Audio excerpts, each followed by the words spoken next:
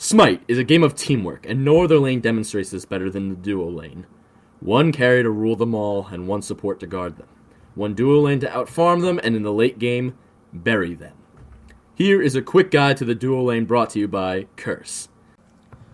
Duo lane is all about the bond between the carry and the support, their synergy, and most importantly, teamwork. The ultimate goal of duo lane is to outfarm your opponent, thus getting both carry and support to the late game as soon as possible. A lot of players make the mistake of underappreciating the support. Without the support, the carry will not get to the late game and will be stunted and underleveled. As of this video being released, the dominant strategy with duo involves the carry and support going to lane, clearing waves until the enemy support and carry go for the jungle buff, in which case you also go for the jungle buff. Afterward, it is a war of attrition. Who could get the most farm, who could sustain better, and who could get the first kill. In this phase, both sides are susceptible to ganks from the jungle, so the support and carry better be wary. It is a good idea for either the support, the carry, or the jungler to pick up wards. Chalice of the Oracle seems like a good pick. Refillable wards whenever you back is a great deal, but not for starting items. Chalice of the Oracle is 400 gold, and prevents you from getting defensive options, and is an overall better pick to get 2 wards for 100 gold at the start of the game. Late to early game is when Chalice of the Oracle is a better option. Let's talk more about items. For duo lane, early game is all about farm, similar to every other lane. However, note that you are splitting the farm between 2 people. This means that the support and the carry are usually underleveled compared to the solo lane or the mid lane. The support should really consider getting Watcher's Gift, which makes up for the splitting of XP and gold, and it also provides sustain.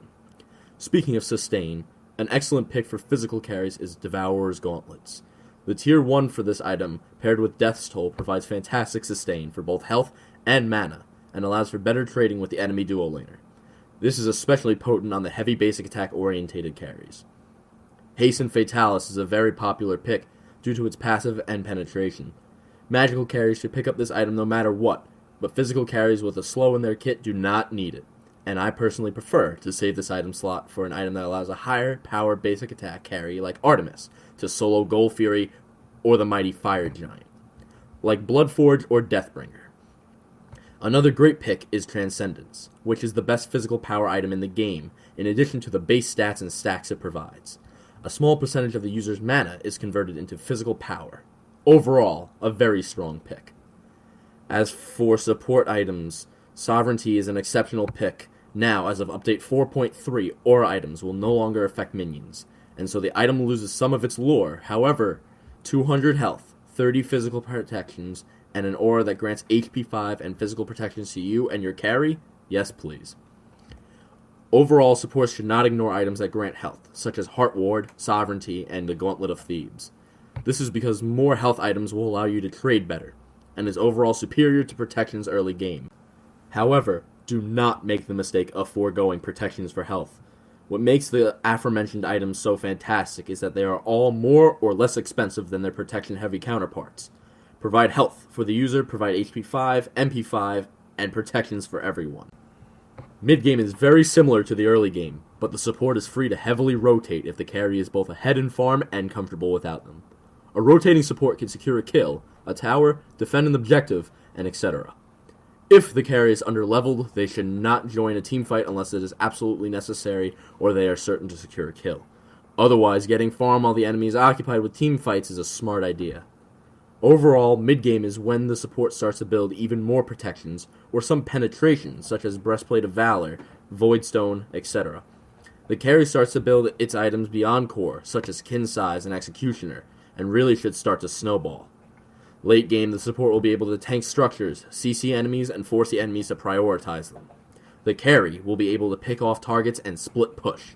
Late game items for supports include Mantle of Discord and the like, while items for carries include Deathbringer, Malice, and Bloodforge. Now let's clear up some misconceptions of the duo lane. 1. The carry is not more important than the support. 2. The support does not live, eat, and breathe for the carry. 3. Carries are meant to deal consistent damage, and not one-shot enemies. That is the job for the mid laner. 4. Supports, though bulky, are not invincible. 5. Penetration is more important than crit. 6. Lifesteal does not make you invincible. 7. a support kill ceiling is better than the enemy getting away. Now this is a brief introduction and overview of dual lane. Remember, a lane divided against itself cannot stand. Now have a fantastic day in the battleground of the gods.